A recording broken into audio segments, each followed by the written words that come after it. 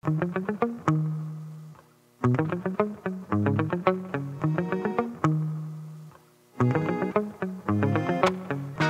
shaking, everybody? You're listening to Improv Tabletop, the Fate RPG actual play where we make up everything on the spot.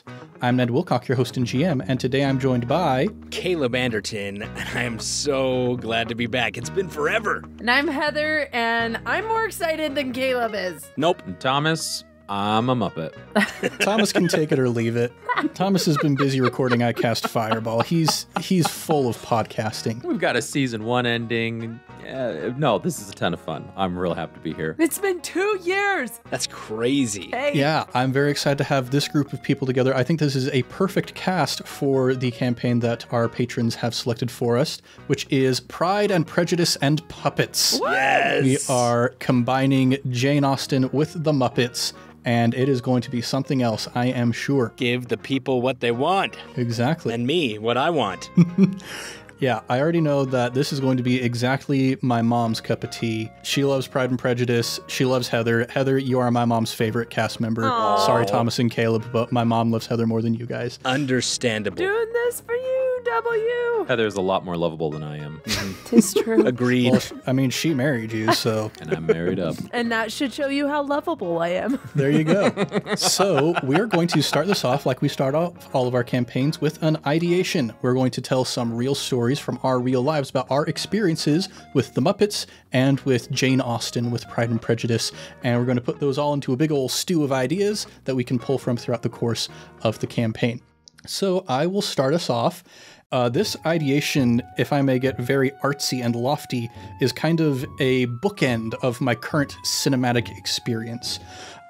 Because possibly my first memory of watching a movie was Muppet Classic Theater, which was a direct-to-VHS retelling of 6 classic fairy tales by the Muppets.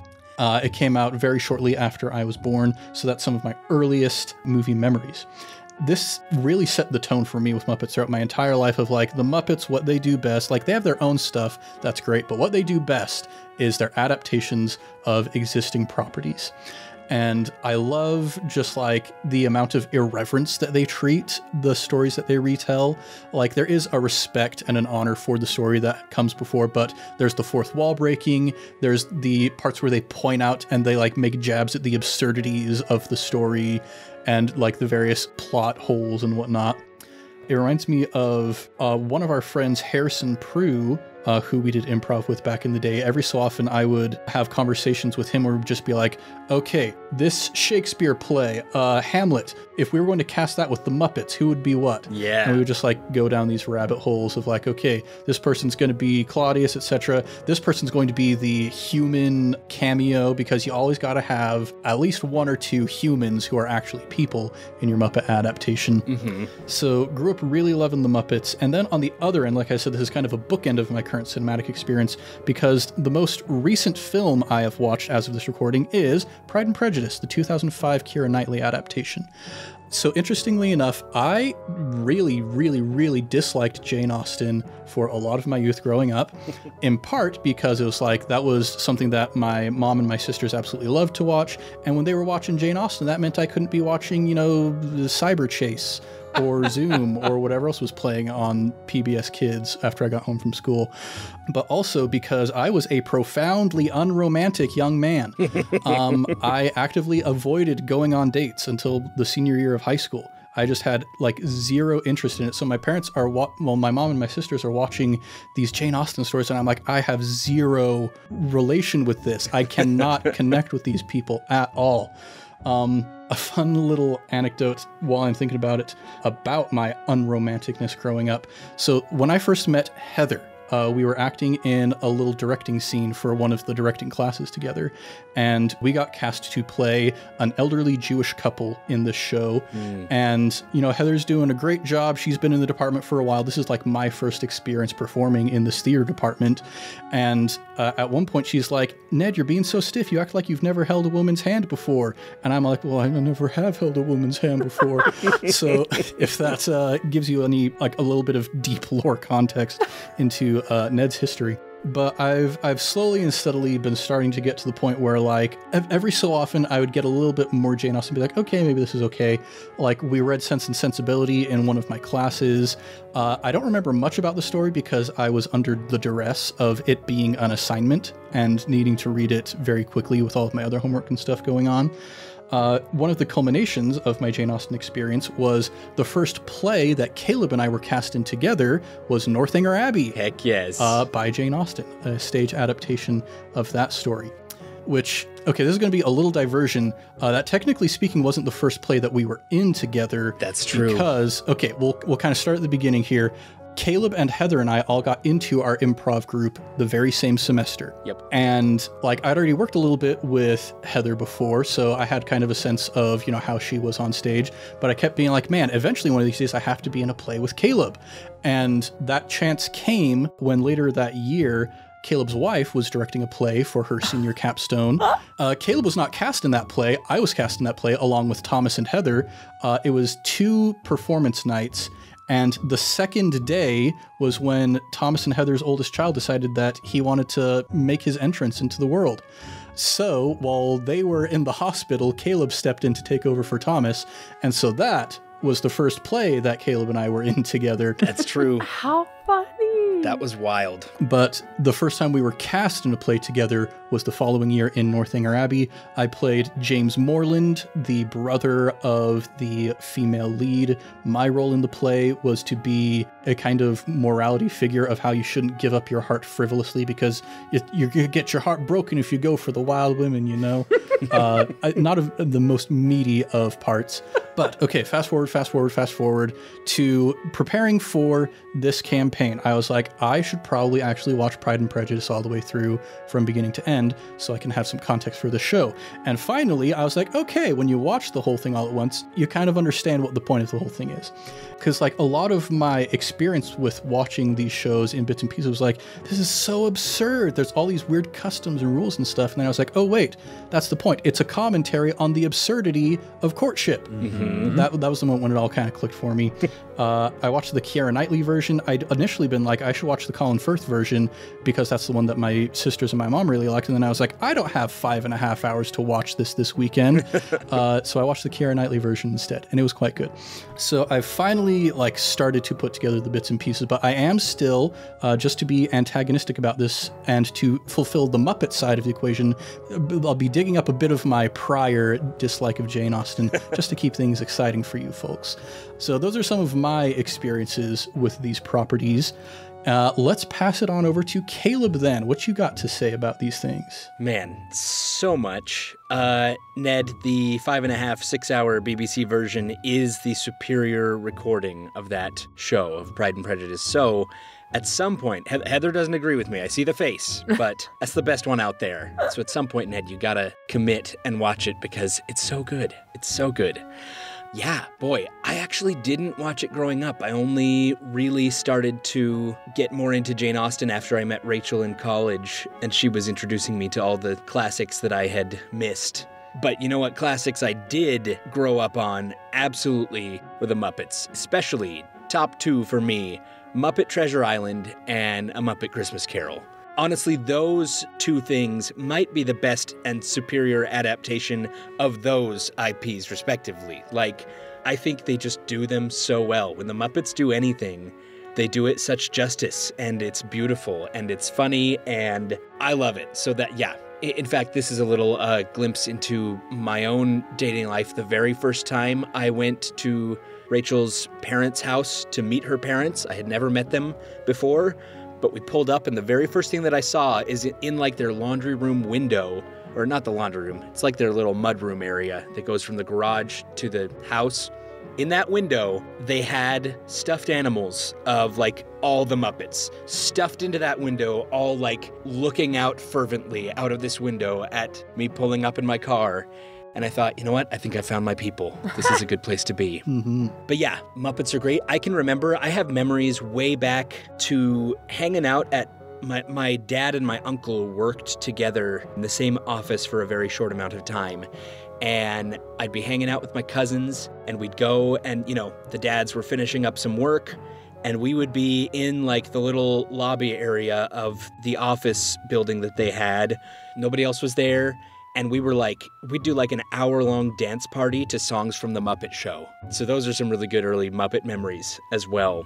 My favorite one was always the one about the worms, as sung by Scooter. It's a really good one. If you haven't heard it, look it up. But yes, Muppets are amazing. Jane Austen I got into later. I think one of the first things that Rachel ever showed me was Jane Austen's Emma, which is also a great show. There's a really good one that we watched. And there was something else. Oh, back to Northanger Abbey. That's the first and only time I've gotten to be in a Jane Austen play. And yeah, Ned was the good boy. He was the one showing you what you were supposed to do. I got to play the absolute cad, John Thorpe. He was the smarmy character, and man, that was so much fun. I loved just making everybody on stage and off stage extremely uncomfortable through that character. And my last thing that I will say is, if I ever get the chance, someday, I want to play a Jane Austen dad. Because the dads in Jane Austen are always just so relatable and so fantastic. I think she must have had a really good father. That is the one thing I do remember about Sense and Sensibility from that class is we watched bits and pieces of the film adaptation. I just remember Hugh Laurie looking at a child with absolute disdain. That's one of my favorite moments in that movie. It's just Hugh Laurie. Oh, man. Yeah, brilliant. Dude, one other thing about Northanger Abbey that I loved. So our characters, we were like friends from college or whatever, and we were going to Bath to see all of the grand things happening there. And there's this place there called the Pump Room. And so our characters would be like, yes, we're going over to the Pump Room for a moment, which I think the whole thing with the Pump Room is it's a place where you would get like some of the natural spring water to drink or whatever. But we were like, what if the Pump Room's just a place where like all of these Regency dudes are going to get swole, to pump iron in the Pump Room? Yes. Just to get jacked. Oh, man. Absolute jacked. Yeah. Just pristine and powdered and going to the Pump Room to get swole. Dude, that's even great because so one fun thing that Caleb would do backstage is every so often he'll just like drop down and do 20 push-ups just for the heck of it. And so seeing Caleb just do 20 push-ups wearing a full like Jane Austen Regency tailcoat and everything is a pretty great sight. Well, let's pass it over to Heather then. What you got for us? Okay, so I just have to say this real quick. When you were talking about adaptations, I saw this meme a long time ago, and it was just genius. They're like, okay, let's be real. Let's talk about Muppets and how we haven't seen them for a while. And why, oh why, have they not done Beauty and the Beast with Josh Groban as the Beast, where everyone is a Muppet and he is just hideous as a human? That would be amazing. The spell turned him into a greedy human. And then at the end, he turns into a Muppet. I know, you're missing out, Disney. You're missing out. One of my favorite things when I think of Muppet is just that song where it goes, am I a Muppet or am I a man? Am I a man or am I a Muppet of a man? Yeah. Yeah. Oh, yeah. With the Jason Segel. Yes. Okay, so going on Muppets, I'm going to give you guys some like ammo to fire at me. Please be kind. I don't have thick skin. But where Muppets are concerned, I actually only think I've watched one Muppet movie that wasn't like one of the cartoons. And when I was younger, I said I loved Muppets and I knew Muppets and everything because I thought Sesame Street counted as Muppets. So I'm like, obviously they're their cousins. So whenever people talked about Muppets, I'm like, I love Elmo. Yeah, well, there's some DNA there, certainly. They're both made by the Jim Henson Corporation. So yeah. In fact, in the very first Muppet movie, Big Bird makes a cameo. That's right. Because you've got Fozzie and Kermit are driving along to become big old movie stars, and they pass Big Bird, and they're like, hey, you want to come to Hollywood with us? He's like, no, thanks. I'm going to try and make a break in public television. Well, there you go. So good. I mean, the other connection I have is the Rainbow Connection song. I mean, who doesn't have a connection to that song in Kermit? Mm-hmm. But the big, why I say, other than that whole Elmo thing, why I love Muppets is because I grew up on Muppet Babies. And I'm not talking about this new age Disney Channel Muppet Babies. In fact, I don't like it very much. I mean, it's fine, but it's not the Muppet Babies. The Muppet Babies, way back in the day when you had to like record your shows on VHS and stuff, you only got it like Saturday mornings, you know. Gonzo was the man. Oh, yeah. Baby Gonzo. He was just the cutest thing. And it was always these Star Wars adaptations. And I love Star Wars because my brothers did. And I wanted to be like them. And so seeing Gonzolo save the galaxy was like my favorite thing every weekend.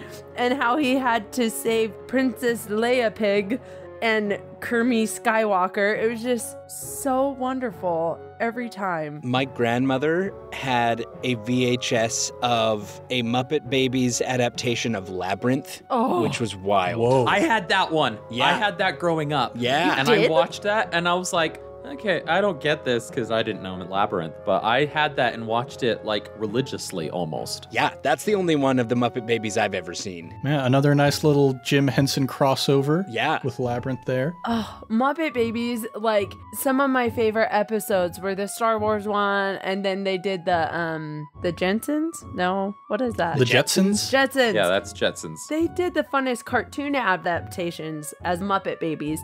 One of my favorite was Beauty and the Beast that they did. Anyway, so that's kind of my thing with Muppets. And this fun filled fact, I'm not really a Parks and Rec fan, but my husband is, so he made me watch them all. And I hate John Ralphio, but I love John Ralphio, right? Mm-hmm. His acting is just, it's like, how did you do that? And then Thomas told me that he said his inspiration was a Muppet. And that is how he got the character of John Ralphio, was imitating a Muppet. And you can totally see it when he's like, the West, and his like flinging head and hands, like, you totally can see it. Good old Ben Schwartz. It was amazing. Pride and Prejudice. So, funny enough, Ned said, hey, Heather, I think you'd be perfect for this. And Thomas would be good too, but you'd be the first choice. The funny thing is, I have seen more Jane Austen films because of Thomas. Thomas is actually the big Jane Austen fan. Oh, okay. Now it comes out. Hey, it's not my turn yet. It's not my turn, so don't take my ammo for this ideation here. I'm sorry, Thomas. I do love Jane Austen, but Thomas is like the big romantic between us. And so he's gotten me to watch a ton. And I will say he urged me to watch the long 5-6 hour version. And I was like, okay, I will, because you've been asking me for 8 years to watch it. So finally we watched it and I was not impressed. I am on the side where I think the Keira Knightley version is better because I have not read the book. I heard that if you are a book lover, the old one is like more true to it. But I like the Keira Knightley version because I feel like Darcy's meanness comes through because it's actually, the actor plays it as social anxiety. And I really like that. I think it's more relatable. Yeah. The prejudice came out of the anxiety of being with people, not because he just thought he was better than everybody. Yeah, I think that's part of what helped me to finally get it this time watching through, because I am an immensely socially anxious person. So I'm watching this and I'm like, man, I always felt like Darcy, you're supposed to hate Darcy the first time you see him, but I'm just looking at Darcy being like, man, I get you. I get where you're coming from with all this. Right. You're like, this is my man. Right. Yeah, right here, being this guy, we know what's up. Right. So like watching the Colin Firth one, I was like, yes, I do hate him. And even at the end, I still hate him. Because I'm like, I think Elizabeth should run the other way still. Nothing is justifiable. Run, Lizzie, run. But I think the Keira Knightley version, he finds redemption. Anyways, I know that's neither here nor there. But Emma, I have been told my whole life that I am Emma. And I grew up on the Gwyneth Paltrow one. And I was so offended by everybody who said I was such an Emma, because no one super loves Emma. They all pretend to love Emma and they don't love her except for Mr. Knightley. And Mr. Knightley is my favorite of all the men. all the Jane Austen. I love Mr. Knightley. But when we watched was it BBC, babe? Yeah, it was the 3-hour BBC version. Yes. And maybe that's the one you're talking about, Caleb. That's the one. It's so good. We watched that and blew my mind. I loved it. Yeah. That like made Emma really relatable and like gave you her backstory of why she was the way she was and how she actually never really got to get out in society much because of her father. I love that. And I love Jane Austenland. I think that's one of the best shows and super funny. Right on. And then we come around to Thomas, who has some shocking revelations to drop on us, apparently. Yeah, breaking news, everybody. No, I grew up watching period pieces with my mom just because I was obsessed with just television and movies. And when something was on, I was like, I guess I'll watch it. And that's where I developed my hopeless romantic senses from a very early age of watching Jane Austen films and period pieces like that. I think some of the classic stories are quite fun. I'm not a fan of Persuasion necessarily, although the new one that came out on Netflix, that one does a decent job because it takes a lot of creative liberties because the story is not that great. Anyway, but yeah, there's a lot of period pieces that I enjoy, but I only really know Jane Austen. It's a ton of fun. I really liked Sense and Sensibility. First time I watched that was with Heather. And then, but I watched a lot of Pride and Prejudice growing up. And in high school, watching the Keira Knightley version, it really just kind of cemented to be like, yeah, this is cool. I really like this stuff. This is cool. Part of me liked it when I was younger because I felt like I was an adult and I was smarter than all the other kids. And I'm like, haha, they don't understand. They don't know.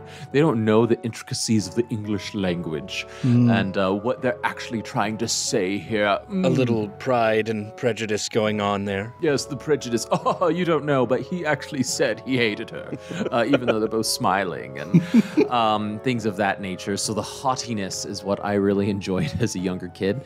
Maybe I still like that. I don't know. But yeah, it was really fun to be able to introduce Heather to some of these other ones. As she mentioned, Emma, really enjoyed that one. So Pride and Prejudice is pretty like a core memory in my hopeless romantic self growing up. Surprisingly, Muppets is also a core memory for me as well. We had a lot of Muppets growing up, but a lot of the ones that I enjoyed were the Muppet Babies. I think there must have been some sort of like dollar bin at Walmart for VHSs because my parents had a lot of Muppet Babies straight to VHS that I would just pop in over and over again. And some of my favorites were the adventurer ones where they were like Marco Polo and they were reenacting some of these classic exploring the world episodes and things like that. So I really enjoyed those ones. But yeah, just growing up on the Muppets and I haven't seen all of the properties in the world, obviously, but the Muppets by far are in the top 10, if not top 5 list of being able to do parodies so well. They craft their material and media so well to parody, and parody is one of my favorite genres to watch. Community, the TV show, was one of my favorite TV shows for that reason, because they would parody a bunch of other like genres.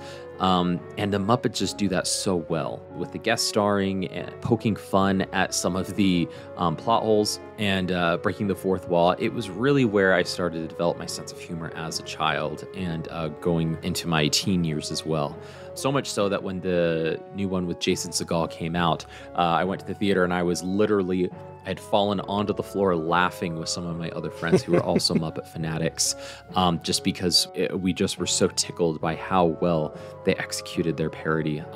Fantastic stuff there. But yeah, Muppets and Pride and Prejudice, yeah, it's just some of the most staples. In fact, I'm listening to the Pride and Prejudice soundtrack right now, and it is very calming and soothing, and I'm ready to be a little haughty maybe in this campaign. We'll see. Very nice. Thomas, if I can share a very brief Muppet memory of you that I have, actually. This was like one of my first semesters in Comic Frenzy.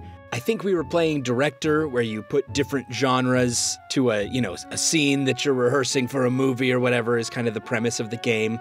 But one of the genres was Muppets, and I don't remember like any of the specifics, except I remember you like popping up from the background and somehow you made your face move so that your bottom jaw stayed still and the whole top of your face was flapping when you talked.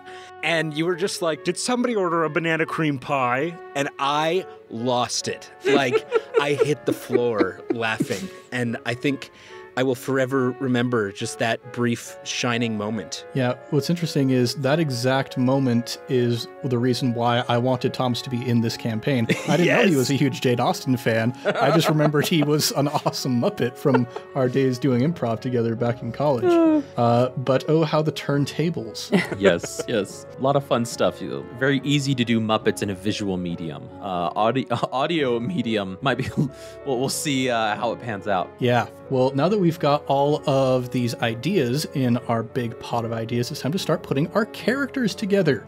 Let's go ahead and start with Caleb. You got any ideas for who your character is going to be? Oh boy, I really don't. I might need you to skip me and come back. All right. Let's start with Thomas. Thomas, what you got for us, my dude? So, my character is going to be a established pillar for his town. The town, whatever it may be called, he's going to be come from a very not influential, but established family. A family that is known to be able to assist and give aid where needed. One that people go to, one that throws balls from time to time, does charity work, and where when he or his parents walk by, there's hushed whispers in the marketplace or in the streets talking about how many pounds a year they might bring to potential brides and things of that nature. My character is not the most handsome of gentlemen, but you might even say he's a little kooky because he is a bear. All right. Furry, and likes to wear his hat a little bit too tall, and is basically a version of Fozzie Bear. Yes. All right. So, Yes. Fozzie Bear with a really, really tall top hat. a little too tall. I didn't say like, what's the Fairly Odd Parent guy? Doug Dimmadome, owner of the Dimsdale Dimmadome. Yeah, Doug Dimmadome. Not astronomical heights. Just a little bit too tall from the people all around him. All right. So with all of this in mind, what do you think your character's high concept aspect is going to be? I'd say his high concept is he's always one to please, but hides some of his actual like humor and stuff like that. So always aims to please, but never finding his comedic outlet. Yeah, so trying to think how to like condense this into an aspect. Yeah. The humble humorist. The humble humorist. That's a good one. All right. And do you have an idea of perhaps a name for your character, by the way? I have an idea if you need one. I do need one. I was going to say Colonel Fuzzwilliam. Yep. Colonel Fuzzwilliam. Delightful. Fuzzwilliam. Fuzzwilliam. Colonel Fuzzwilliam. There we go. Colonel Fuzzwilliam. Perfect. Colonel Fuzzwilliam, the humble humorist. What's something that gets Colonel Fuzzwilliam in trouble on occasion? His humor. Absolutely his humor. Are we talking like inopportune times, maybe jokes that are a little bit off color? What kind of trouble with his humor are we looking at? Yeah, all of it. Every time he makes a joke, it's the wrong time, it's the wrong setting, it's the wrong type of humor. He'll be at the funeral throwing rice in the air saying, "Congratulations!" You know, thinking it's a wedding and or things like that. So. All right. So maybe his trouble is just that he can't read a room. Can't read a room. All right. Now we're going to look at some suggestions that have come from our audience members in our Discord. We had tons and tons of people offer suggestions for this. So many people that I probably can't name all of them, unfortunately. But here are some options that we're going to let you choose from. A group musical number is never not the answer. It's time to light the lights. Or weird and peculiar and not to be trusted. Well, that musical one is just sitting right in front of my face. And You gotta. I've already sung once on this podcast, so let's have that one. Yeah, musical number is never not the right time. Says the guy who doesn't know how to read a room. There we go. Just makes the most thematic sense, I say. It's perfect. All right. Now, let's come up with a stunt for your character. A stunt can be something cool, once per session, something cool that you can do, a unique ability, or it could be a cool piece of equipment that you have that can let you do something cool once per session. Money. Money is my stunt. Throw some money at it. Oh man. So if Charles Bingley brings in £5,000 a year and Fitzwilliam Darcy brings in £10,000 a year, how many pounds a year do you think Colonel Fuzzwilliam brings in? He brings 8 billion pesos a year. He spends most of his time in Spain? Is that what we're saying here? No, they just pay with pesos everywhere. And because of pesos, they just drop an enormous amount of change as a result. They're literal wheelbarrows that have to be brought to all of their functions and shopping trips because nothing can be put in a pocket. So, yeah. All right, I think if that's not too unhinged there. Yeah, I think we'll just call that stunt literal wheelbarrows of cash. There we go. Or money by the pound. Either one. Mm-hmm. Now, of your different approaches, we'll let you fill those in at your leisure, but which approach is going to be your peak approach at +3? I'm going to say forceful. All right. He's just very forceful in his comedy, or he wants to be at least. So it's going to be his peak approach there. Yeah. All right. Not clever, not quick, but forceful. Forceful. Doesn't have good jokes, but he has a lot of them. Yep. Perfect. I agree. All right. This gives us a good idea of who Colonel Fuzzwilliam is going to be. Perhaps let's pop over to Heather now. Wonderful. So, my name is, Miss Cadence. I can't really talk a lot about myself, other than to say that when I was born, it came at an inopportune time for my parents. And, they had some big thing planned. And my mother was very, very upset because it was her night, her time to shine in the light. And I came instead. And so one of her friends had to take her spot. In fact, my last name is Cadence and my first name is Mist. People think I say Miss and I let them think that. It's Mist Cadence, meaning mist time. So that's unfortunate when people find out. So I just go by Miss or Missy. Sometimes Cadence. Miss Cadence works. So when you look at me, I have a very, very long neck and my lips are rather big, which is also unfortunate. And I just can't get timing down for anything. I always seem to have wrong timing. And I feel like that's a curse from when I was born. Like that, miss timing. It's just unfortunate. I'm so sorry. I don't mean to interrupt this podcast. Anyways, so I have long blonde hair. My skin is a bit on the violet side. And I have a very, very long neck.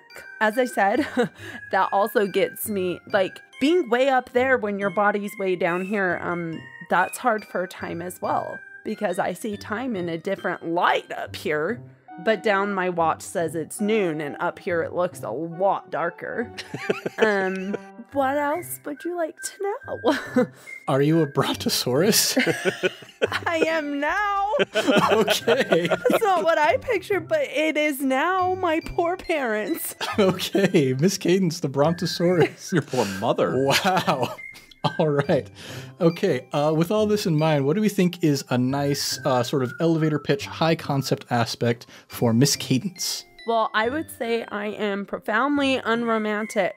That I just go into a room and I'm like, why are all these women dogging that man? Just let him alone. Right? Right?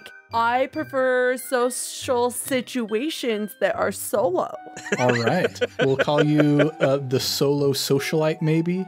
That's exactly what I say. Yeah. It's beautiful. All right. What's something that gets Miss Cadence in trouble on occasion? Other than the time issues, I think that would be how I call things like I see them. And I can see everything from up here, so I leave out no details. Nice. Calls it like she sees it. Now let's look at some audience-suggested aspects for you to choose from.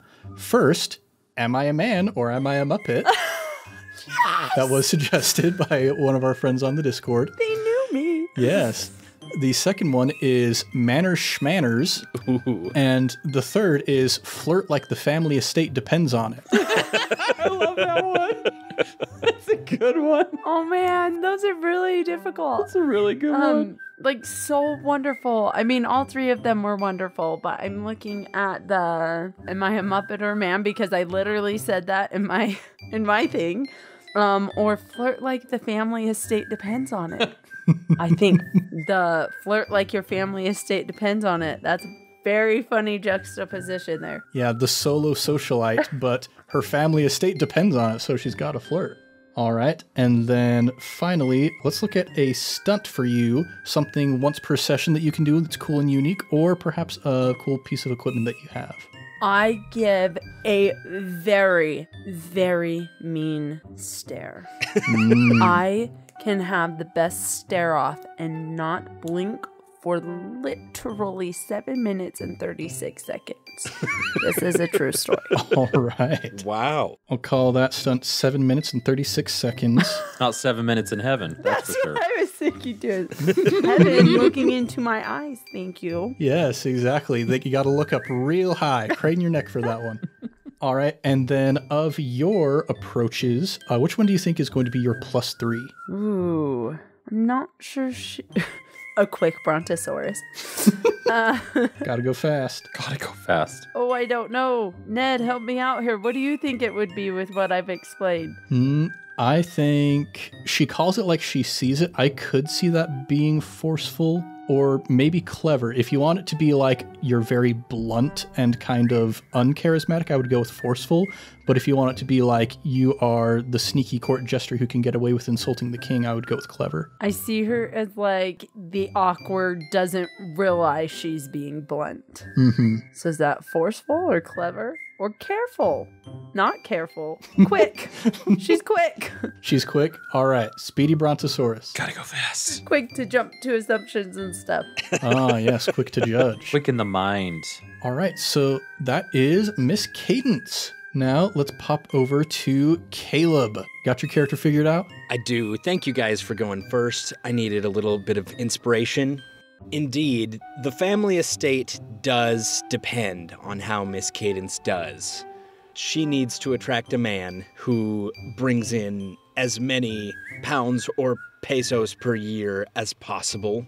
But she needs somebody alongside her, somebody who is going to help her, even if that is begrudgingly, even if this person blames her for all of the woes in their life. I think I have decided to be Miss Cadence's mother. Yes! All right. The classic overbearing mother from a Jane Austen novel. I know I said I wanted to play a Jane Austen dad. Well, I'm getting close. We gotta go with mom. If you were to look at her, Cadence is the last name, and so her first name is Janice. Miss Janice Cadence. She's a Muppet who is mostly lips, maybe some large eyelashes in there, and long blonde hair falling over her beautiful bright orange face. Mm-hmm. And yeah, she is constantly following. What did you say she likes to go by? Was it Missy? Yes, Mom. Yeah, so, you gotta attract that Fuzzwilliam, man. I mean, Fuzzwilliam, sorry. It'd be really great if you could, attract him and we could get some money. Anyway, that's what she's gonna be like. And yeah, okay, so high concept aspect for her. I want something to go with mother. The misguiding mother, maybe? Yeah, because she wants to be helpful. Misguided mother? What am I thinking here? The well-intentioned mother? The well-intentioned I know mother? it's not alliteration is the okay. problem, though, because we've got a very strong alliteration vibe going with our high concept aspects so far. We do. I think I need to go with the alliteration right now. The malicious mother. Malicious mother. I do like that because, as stated by Heather, I mean, she stole my time in the spotlight. My life would have been very different if you had just waited a day to be born, for Pete's sake. I think I'm going to go with the maligned mother, actually. Ooh, that is very good. As far as her trouble, she is mostly mouth. So I'm Mostly mouth. we might just go with that, mostly mouth. Mm-hmm. She can blab a little bit too much. Got a lot to say about her daughter. The mostly mouth maligned mother. Are there any audience suggestions starting with M? This one includes an M. It is no money and no prospects. Ooh. The other ones that we have for you is I'm not half bad, I'm all bad, or irresistible when sopping wet. Ooh. Oh, Janice. Oh boy. I think we're gonna go with the family estate depends on getting this money. I think I'm gonna go with no money, no prospects. All right. And then let's get you a stunt. Something cool you can do once per session, or a piece of equipment you can use once per session. I don't know. I guess they don't really carry purses around or anything to whack anybody with. You got your tail. That's right. That's right. No, I think you're just a brontosaurus. That was I'm a regular Janice-looking Muppet. It's like a Stuart Little situation here. Yeah, exactly. yeah. Mom, totally human. Child, totally different species, right? Yeah. Except somehow she bore me, but Yeah, some kind of magic. Exactly. It was a really bad day. Well, I mean, just because you don't have any money doesn't mean you can't fill a purse full of rocks and hit people with it. I think that's what I'll do. No money, no prospects, but she's gonna have the purse, and she can just, we'll call it absolute knockout. Janice coming from the streets here. If needed, to escape awkward situations, yeah, she can just swing that little purse of hers and knock somebody out. All right. I did have a principal who had a purse with a brick in it. What? Wow. And he would always say, "Don't make me get my purse out," Okay. all the time. Wow, that's That's a vibe. It was the knockout purse. All right. And then last thing we need from Mrs. Janice Cadence is what your +3 approach is going to be. Let's see, we've got a lot of forceful people around. I did change mine to careful, Ned. Oh, you did change it to Oh, careful. okay. Okay, Quick, and it makes sense. let's see. She's probably pretty forceful. She could also be flashy, despite having nothing. A little ostentatious. Yeah. I think I'm gonna go with flashy. All right. Well, we have here 3 characters figured out. As far as actually getting into the story, we've been going on a little bit longer with this ideation and character creation than we usually do. Perhaps, I think that might be where we call it for this episode, and then we'll pick up next episode with actually getting into the story, figuring out what's going on with these 3 individuals. Nice. Sounds good. So yeah, that's where we'll pick up next time. Well, listeners out there in podcast land, we're in for a treat and a half in this upcoming episode to see, oh boy, we've got some wild characters here. That's like one of the things if you look at Lizzie and Darcy, they're kind of like, we're going kind of against the whole social grain thing here, and all of our characters are going against the social grain in some pretty major ways, it looks like. So it's going to be good. I'm looking forward to it. Well, everybody, thanks for listening to Improv Tabletop. We'll be back next week with more adventures in the world of Pride and Prejudice and puppets. If you want more, go and subscribe, maybe even give us a review. We would be as happy as a mother who would have gotten her chance in the spotlight if you would go ahead and give us a review on the podcatcher of your choice. We're also all over social media at Improv Tabletop. So if you'd like to connect with us there, maybe you want to talk to me about more of our prior experiences with Comic Frenzy, reminisce about the good old days, and don't be afraid to reach out. Now it's time to shout out our next batch of Sticker Club patrons. Yeah. The people that we're shouting out this week are Tetraslash, Thomas Ryan, and Tim Rust. Hey! Thomas Ryan, oh, what a goon, what a goofball. Just a dastardly fellow. Dastardly fellow, yes. These 3, Thomas Ryan is the cad, the John Wickham, as it were. Jack Wickham? John Wickham? The Wickham, whichever one it is. Wickham. Yes, he's the dastardly cad, and Tetraslash and Tim Rust are his friends who are trying to rein him in a little bit so that he doesn't break all the ladies' hearts here in Muppeton, Yeah, that's going to be the name of this town. Why not? Muppeton. Yeah. We'll have more Sticker Club patrons to shout out next week. And if you want to join their ranks, dear listener, consider joining our Patreon at patreon.com/Improv Tabletop, where you can also get things like Discord access, biannual sticker packs, and more, such as our current ongoing patron exclusive campaign, Dumbledore's Delinquents. Yeah. It is wild. It is a crazy time over there. It's delinquent. Yep. There's a whole bunch of crazy stuff going on as we dissect the beloved Harry Potter franchise with a steamroller. Go over there if you want to figure out what I mean by that. Now, let's do a quick round of plugs. First thing I'm going to plug is we'll give our once monthly mention to our affiliation with Fanroll Dice. If you go to fanrolldice.com, they've got all kinds of cool dice over there. And if you use coupon code VroomVroomFifi, you can get 10% off your order. And a little bit of that will come back our way, which is cool and great. Vroom, vroom. We also have our sister podcast, I Cast Fireball, which is a D&D 5e actual play going through the campaign Tyranny of Dragons. That one is DM'd by a huge Jane Austen fan, it turns out. What? We're getting real close to our first campaign finale over there, and we're getting ready for campaign 2. Got all kinds of cool ideas in the hopper, but you're not going to get any spoilers over here. You're going to have to wait like everybody else.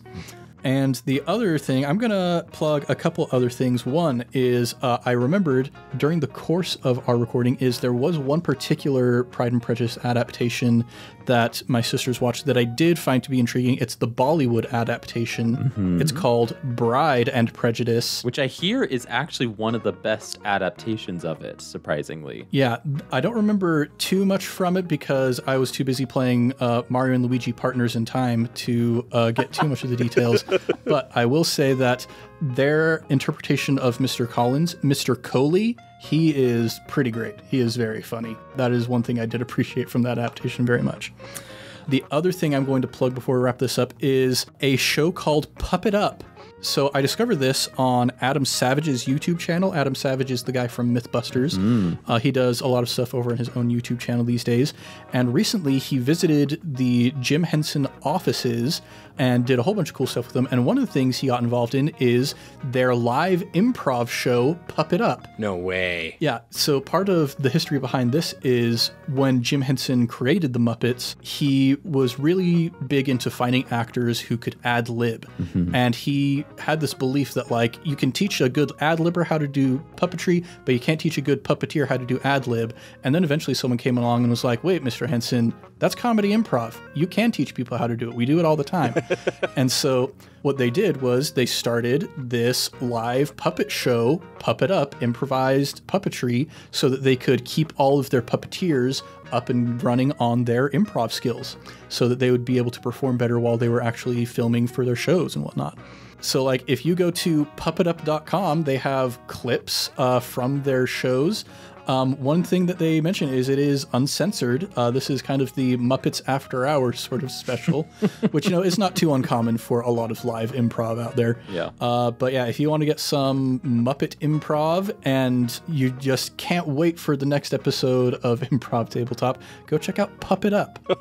Wow. Well, thanks everybody for joining us here in the world of Pride and Prejudice and Puppets. I'm Ned Wilcock, your host and GM, and I've been joined by... Caleb Anderton is the maligned mother, man. Missed Cadence. And Thomas with a bunch of pesos. Much love and stuff, everybody. We'll catch you next time on Improv Tabletop.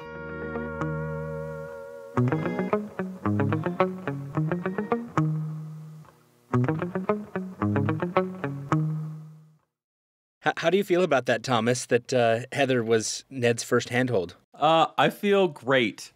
I feel fantastic about it.